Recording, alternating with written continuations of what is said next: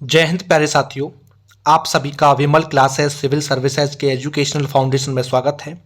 तो आइए प्यारे साथियों, आज के इस वीडियो लेक्चर में हम लोग डिस्कशन करेंगे हिस्ट्री के सेक्शनल टेस्ट सेकंड के बारे में। पहले टेस्ट का सोल्यूशन आप लोगों को प्रोवाइड कर दिया गया है। आज हमारा सेकंड टेस्ट है जिसका सोल्यूशन हम आप लोगों को विद डिटेल में प्रोवाइड करेंगे, ठीक है। और सभी क्वेश्चंस को अच्छे तरीके से डिटेल में एक्सप्लेन करते हुए समझते हुए आगे बढ़ेंगे, ठीक है। तो पहला क्वेश्चन दिया गया है इसमें हम लोगों को सेक्शनल टेस्ट सेकंड हिस्ट्री का है, ठीक है। टेस्ट नंबर 2 जिसमें पहला क्वेश्चन है कि निम्नलिखित में से कौन सा सुमेलित नहीं है। पहला दिया है खराज। खराज में कहा इसने कि 1/3 से 1/2 तक का भाग या भू राजस्व शुरू में केवल हिंदुओं के द्वारा दिया जाता था, बाद में सभी द्वारा। जकात में कहा है कि धनी मुसलमानों द्वारा उनकी संपत्ति का 1/10 भाग दिया जाने वाला धार्मिक कर। जजिया यानी कि इस्लामी राज्य में जिम्मी स्थिति के कारण हिंदुओं द्वारा भुगतान किए जाने वाला कर। और चौथा है अब्बास, सकल उपज का 1/10 भाग सिंचाई कर, ठीक है। तो इसमें से कौन सा सुमेलित नहीं है, तो राइट आंसर हो जाएगा ऑप्शन नंबर डी, जो अब्बास है ये सुमेलित नहीं है। क्यों सुमेलित नहीं है? क्योंकि अब्बास जो है सकल उपज का 1/10 भाग, 1/10 भाग ये जो कह रहा है कि सिंचाई कर के लिए, वो अब्बास जो हुआ करता था वो मवेशियों को चराने पर लगने वाला कर था। किस पर? मवेशियों पर, मवेशियों पर या मवेशियों को चराने पर लगाने वाला कर, चराने पर लगने वाला कर,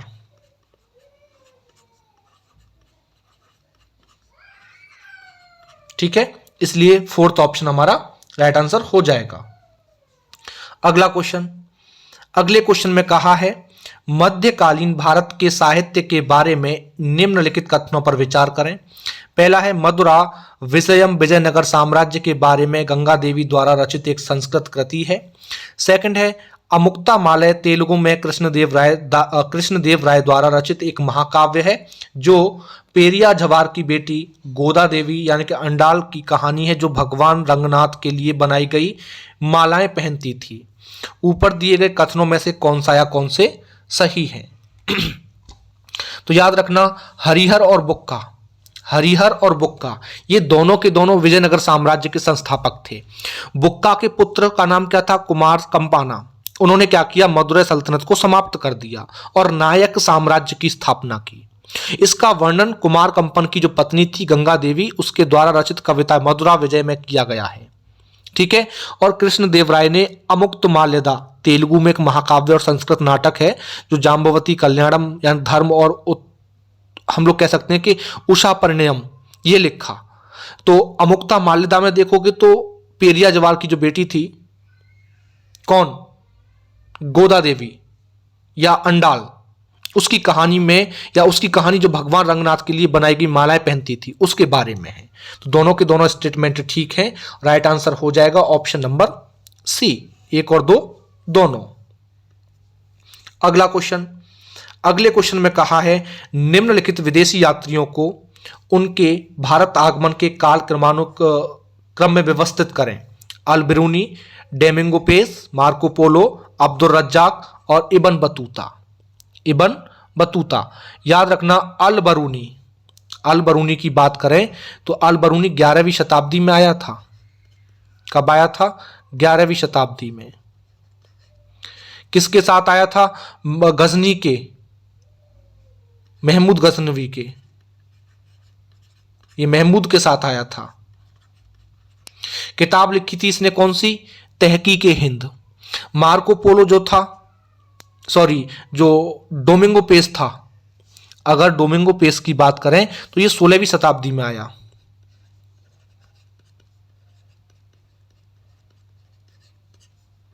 कहां से आया था ये? पुर्तगाल से। और 1522 में शहर का दौरा किया कृष्णदेव राय के समय में। इसने देवदासी प्रथा के बारे में लिखा है इसने जो है, ठीक है। मार्को पोलो की बात करें तो जो मार्को पोलो था ये 13वीं शताब्दी में आया। 13वीं शताब्दी में। कहां से? वेनिस से, वेनिस यानी कि इटली से। और पांड्य साम्राज्य के दौरान इसने भारत का दौरा किया था। बात करें अब्दुल रज्जाक की, तो अब्दुल रज्जाक जो था ये 15वीं शताब्दी में आया,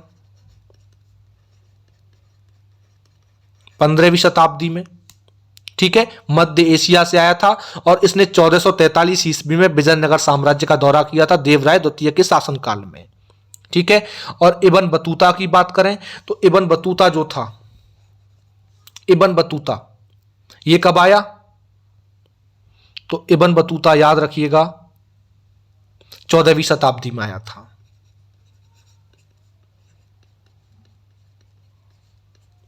मोरक्को से आया था मोहम्मद बिन तुगलक और विजयनगर साम्राज्य के जो हरिहर प्रथम थे उनके दौरान ये इसने दौरा किया था। इसने जो है यात्रा वृतांत रेहला, सभी ने नाम सुना होगा रेहला, उसका यात्रा वृतांत रेहला नाम से उसका इसने वृतांत दिया है।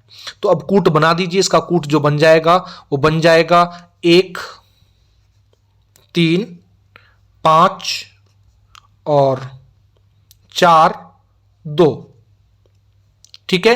तो राइट आंसर हो जाएगा ऑप्शन नंबर बी, 20 का करेक्ट आंसर हो जाएगा 1, 3, 5, 4, 2। अगला क्वेश्चन, अगले क्वेश्चन में कहा है कि उत्तर भारत में राज्यों के बारे में निम्नलिखित कथनों पर विचार करें। पहला है पाल वंश के राज्यपाल ने मगध में विक्रमशिला मठ की स्थापना की। सेकंड है अजमेर शहर के संस्थापक पृथ्वीराज चौहान थे जिनके जीवन का वर्णन चंदवरदाई ने अपनी रचना पृथ्वीराज रासो में किया है। तो ऊपर दिए कथनों में से कौन सा सही नहीं है, कौन सा सही नहीं है? तो याद रखना पाल वंश के धर्मपाल ने जो है मगध में विक्रमशिला मठ की स्थापना की, उन्होंने नालंदा विश्वविद्यालय का भी पुनरुद्धार किया, ठीक है। और सिंभाराजी को जो है अजमेर शहर के संस्थापक के रूप में जानते हैं। चंदवरदाई ने जो है पृथ्वीराज रासो लिखा जिसमें पृथ्वीराज चौहान के जीवन के बारे में वर्णन किया है, ना कि उसके बारे में पृथ्वीराज चौहान के बारे में। तो दोनों के दोनों स्टेटमेंट गलत हैं। राइट आंसर हो जाएगा option number C, option number C right answer हो जाएगा, ठीक है। दोनों के दोनों सही नहीं है, दोनों के दोनों गलत हैं। अगला क्वेश्चन, अगले में कहा है कि निम्नलिखित में से कौन बख्तियार काकी की स्मृति में निर्मित कुतुब मीनार से जुड़ा हुआ है, ठीक है। बख्तियार काकी की स्मृति में निर्मित कुतुब मीनार से जुड़ा हुआ है कुतुबुद्दीन ऐबक, इल्तुतमिश, अलाउद्दीन खिलजी, मोहम्मद बिन तुगलक, सिकंदर लोदी। नीचे दिए गए कूट का प्रयोग करके सही उत्तर चुने। तो याद रखिएगा कि जो कुतुबुद्दीन ऐबक था उसने बख्तियार खाकी की याद में कुतुब मीनार की नींव रखी थी इसने जो है। तो पहला तो सबसे पहले ये भी सब उससे जुड़ा हुआ है। इल्तुतमिश जो था, इल्तुतमिश इसने कुतुब मीनार का निर्माण कार्य शुरू किया था, ये भी जुड़ा हुआ था, ठीक है ना, ये भी जुड़ा हुआ था। अगर हम लोग बात करें अलाउद्दीन की तो उसने अलाई दरवाजा से लेकर कुतुब मीनार तक बनवाया था। फिरोज शाह तुगलक की बात करें, एक वो भी जुड़ा हुआ था। फिरोज शाह तुगलक ने बिजली गिरने के बाद जब बिजली गिर गई थी तो जो कुतुब मीनार बंद पड़ी थी उसकी मरम्मत उसने करवाई थी, ठीक है।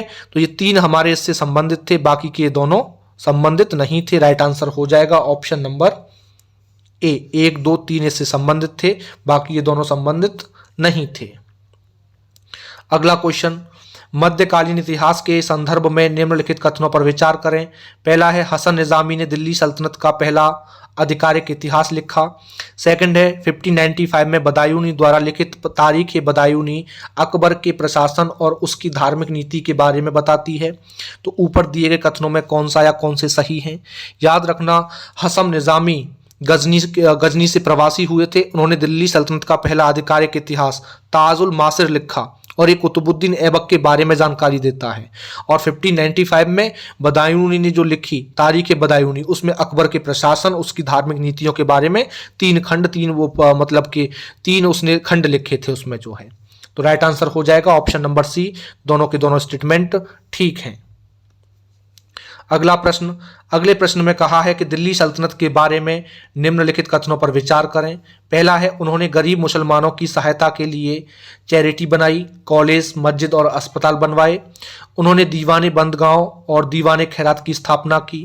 उन्होंने खरक नाश जाने के विनिर्माण इकाइयों की स्थापना की। उन्होंने किसानों का कर्ज माफ कर दिया।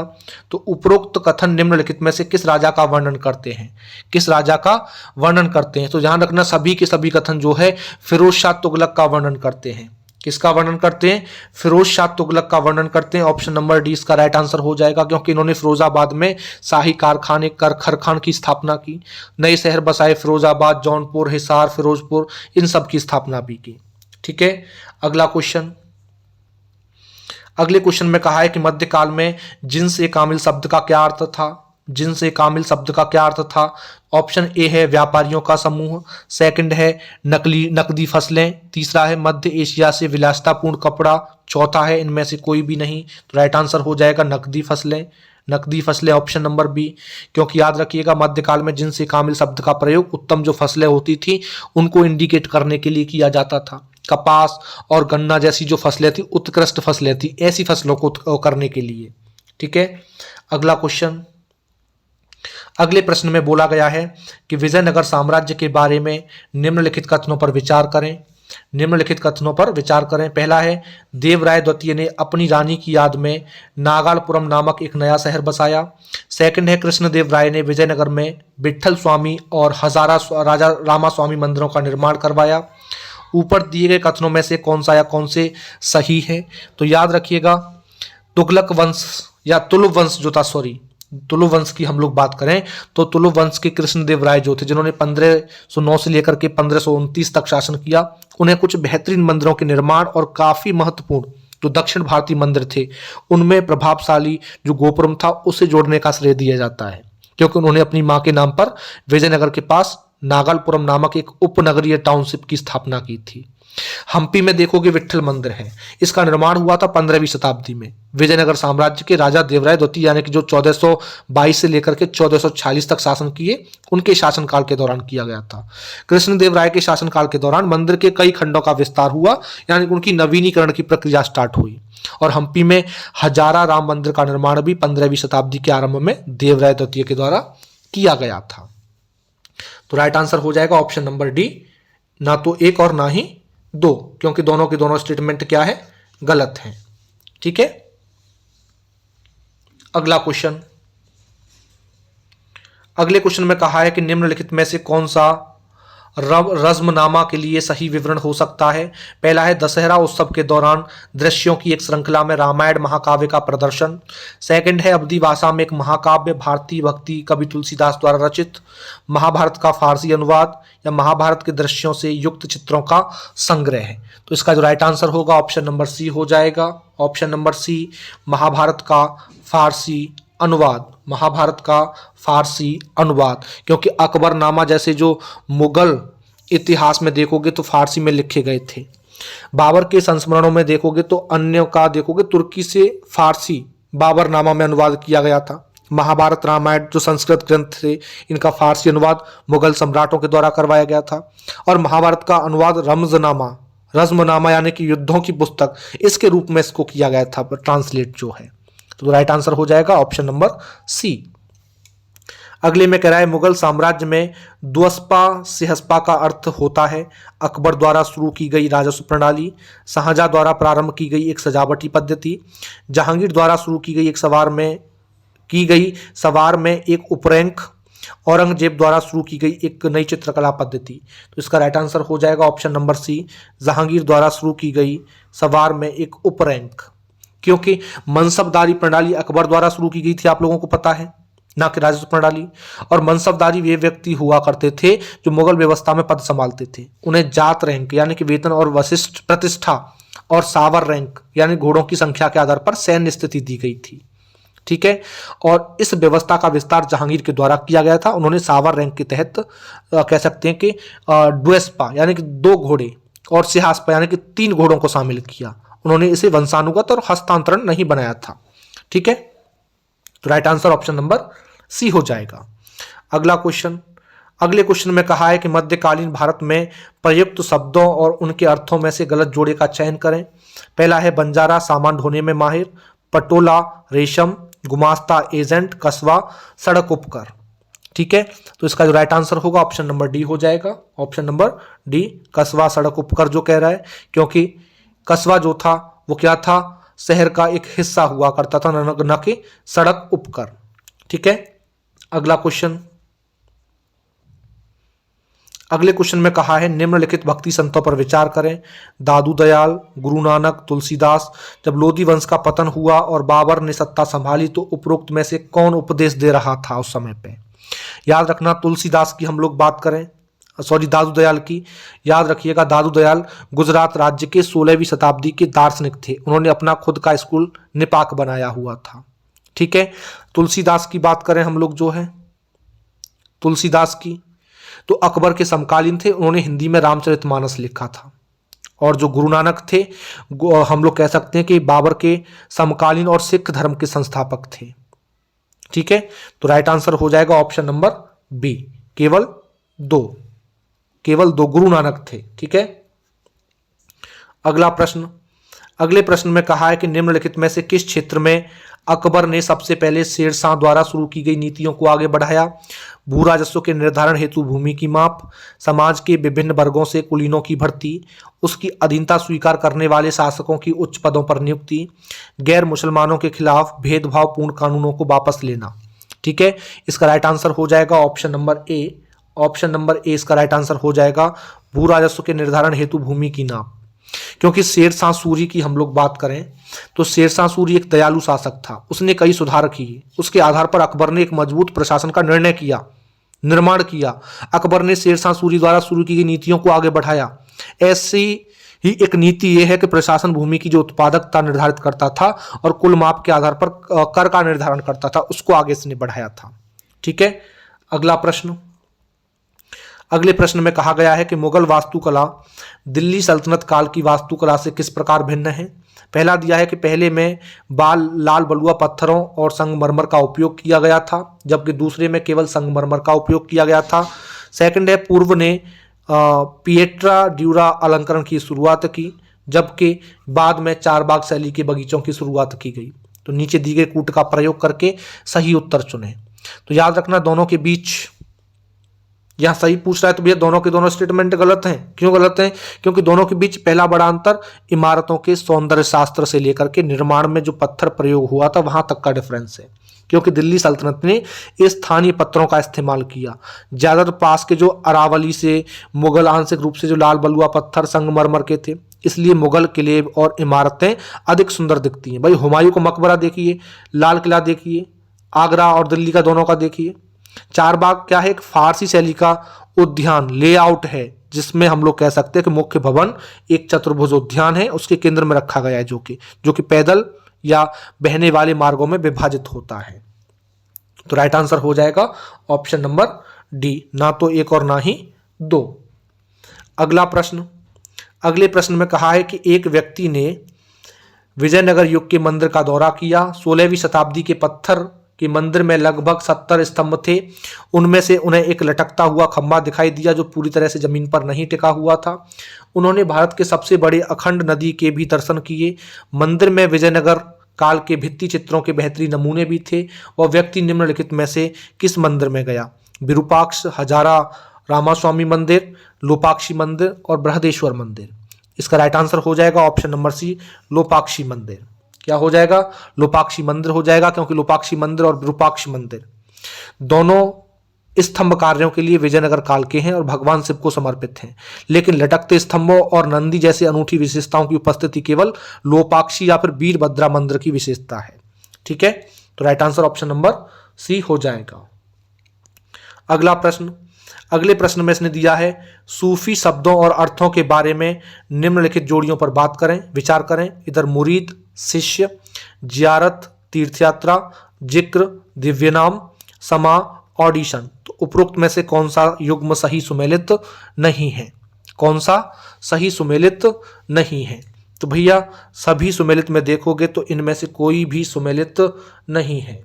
इनमें से कोई भी सुमेलित नहीं है। राइट आंसर हो जाएगा option number D. Option number D इसका राइट आंसर हो जाएगा, इनमें से कोई नहीं। क्यों? क्योंकि देखा जाए मुरीद इधर शिष्य की बात की गई है, वो गलत है। क्योंकि मुरीद या खलीफा कहते थे किसको? शिष्य को। ठीक है। दूसरा जियारत। भाई जियारत की बात करें, सूफी संतों की कब्रों की जो तीर्थ यात्रा थी जिसे जियारत कहते थे, ठीक है ना, सभी सुमेलित हैं इसमें जो है, तो जियारत कहा जाता था जो कि पूरे मुस्लिम जगत में प्रचलित थी। और सूफी ईश्वर का तो देखे जिक्र, दिव्य नाम या फिर समा यानी कि शाब्दिक रूप से ऑडिशन या रहस्यमय संगीत, इनका प्रदर्शन करके याद करते थे, जो कि चिश्तियों का क्या था, एक अभिन्न अंग था। तो इसमें हमारे सभी के सभी सुमेलित हैं, ये भी ठीक है, ये भी ठीक है, ये भी ठीक है, ये भी ठीक है, इसलिए राइट आंसर होगा ऑप्शन नंबर डी, इनमें से कोई भी गलत नहीं है। अगला प्रश्न, नीचे दिए गए पैराग्राफ से संदर्भित मंदिर की पहचान करें। इसने कहा है कि महानदी के तट पर शांत वातावरण में स्थित यह मंदिर मध्यकाल के आश्चर्यों में से एक है और दुनिया भर से कई भक्तों, पर्यटकों और शोधकर्ताओं का ध्यान आकर्षित करता है। मंदिर सीधा खड़ा नहीं है, इसका शीर्षक एक तरफ है। मंदिर का एक अन्य आकर्षण कूड़ो मछली है जिसके लिए विशेष प्रसाद चढ़ाया जाता है। तो मुक्तेश्वर मंदिर, हुमा मंदिर, कटक चंडी मंदिर, लिंगराज मंदिर। तो इसका जो राइट आंसर होगा ऑप्शन नंबर बी हो जाएगा, हुमा मंदिर। कौन सा? हुमा मंदिर। ठीक है। अगला क्वेश्चन, अगले क्वेश्चन में कहा है प्रारंभिक मध्ययुगीन युग के चोल प्रशासन के संदर्भ में निम्नलिखित में से कौन सा कथन सही है? पहला है पूरे साम्राज्य को वलनाडु जैसे प्रांतों में विभाजित किया गया था, जिसे आगे मंडलम में विभाजित किया गया और फिर नाडु और उर्स में विभाजित किया गया था। सेकंड है चोल सरकार साम्राज्य की आय के मुख्य स्रोत के रूप में मुख्य रूप से सीमा शुल्क और टोल पर भी निर्भर थी। तीसरा है ग्राम प्रशासन वार्यमों द्वारा प्रभावी ढंग से चलाया जाता था, जिसमें समाज के पुरुष और महिला दोनों सदस्य शामिल होते थे। ग्राम प्रशासन की जिम्मेदारी ग्राम सभा को सौंपी गई थी, जिसे ग्राम सभा कहा जाता था, जो गांव से करों के भुगतान के अलावा सार्वजनिक कार्यों में भी शामिल होती थी। ठीक है, तो याद रखिएगा इसका राइट आंसर हो जाएगा option number D. Option number D इसका राइट आंसर हो जाएगा, क्योंकि पूरे साम्राज्य को आप लोग याद रखिएगा कि मंडलम नामक 9 प्रांतों में बांटा गया था, जो आगे कोट्टम या वलनाडोस या नाडु और उर्स में विभाजित थे। ठीक है, और मेनली देखोगे तो आय के जो मुख्य स्रोत थे उसके रूप में भू राजस्व पर निर्भर थे। भूमि के उपज का लगभग 1/6 भाग कर के रूप में वसूल किया जाता था और गांव का प्रशासन वर्यमों के द्वारा प्रभावी ढंग से चलाया जाता था, जो कि समाज के पुरुष सदस्य हुआ करते थे। ठीक है, तो ये सभी तीनों के तीनों हमारे गलत इसलिए बता दिया आप लोगों को, और ये फोर्थ ऑप्शन हमारा राइट आंसर हो जाएगा। अगला क्वेश्चन, अगले क्वेश्चन में कह रहा है 10वें सिख गुरु गुरु गोविंद सिंह निम्नलिखित में से किस घटना के लिए जाने जाते हैं? खालसा की स्थापना, सिखों के बीच 5K का परिचय, आदि ग्रंथ का संकलन, अमृतसर में स्वर्ण मंदिर का निर्माण। तो उपरोक्त या नीचे दिए गए कोड का प्रयोग करके सही उत्तर चुनें। याद रखना गुरु रामदास चौथे गुरु थे, उन्होंने अमृतसर शहर की स्थापना की और गुरुद्वारा हरमंदिर साहिब को डिजाइन भी किया था। गुरु अर्जुन की बात करें तो 5वें गुरु थे, उन्होंने अमृतसर का निर्माण पूरा कराया और आदि ग्रंथ का संकलन किया, उसकी स्थापना की, उन्होंने हरमंदिर साहिब का निर्माण भी कराया। और गुरु गोविंद सिंह आप सबको पता है कि 10वें और अंतिम गुरु थे, उन्होंने 1699 में सिख यानी खालसा की शुरुआत की और 5KS में योगदान दिया, 5KS में योगदान दिया। ठीक है, तो राइट आंसर हो जाएगा ऑप्शन नंबर बी, केवल 1 और 2, खालसा पंथ की स्थापना, खालसा की स्थापना और सिखों के बीच 5K का परिचय। ठीक है, तो आज के हिस्ट्री के सेक्शनल टेस्ट 2 के सॉल्यूशन आप लोगों को प्रोवाइड कर दिया और उम्मीद करता हूं कि सभी क्वेश्चन समझ में आ गए होंगे। फिर भी कोई डाउट है तो आप लोग कमेंट सेक्शन में हम लोगों को पूछ सकते हैं। ठीक है, तो आज के लिए इतना ही, मिलते हैं फिर अगले प्रैक्टिस सेट में। धन्यवाद।